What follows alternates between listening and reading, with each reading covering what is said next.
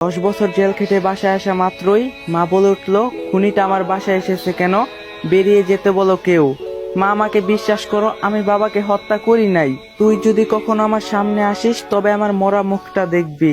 এমন কথা বলিও না মা, আজ অন্তত একটু বুকে জড়িয়ে নাও তোমার এই সন্তানকে। তোর স্থান কোথাও নেই, আর কোথাও হবেও না। রাফি, এই খুনিটাকে বের করে দে এখনই। রাফি বলল, ঠিক আছে মা, আমি দেখতাছি। তখন হাসিব বলল, ভাইয়া তোমরা আমাকে বিশ্বাস করো, আমি বাবাকে খুন করি নাই।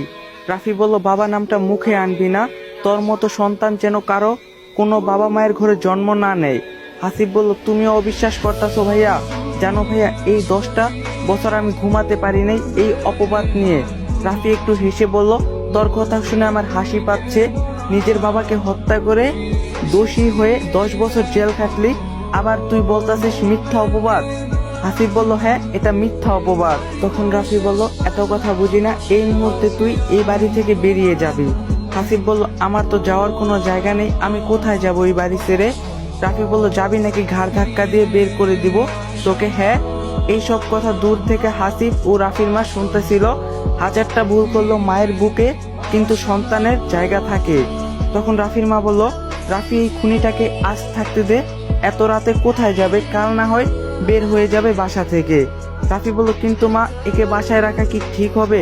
যদি আবার কিছু কাহিনী ঘটায়? হাসিব বলল, বিশ্বাস করো, আমি কিছু করব না, আমাকে আজকে রাতটা থাকতে দাও, আমি কাল চলে যাব।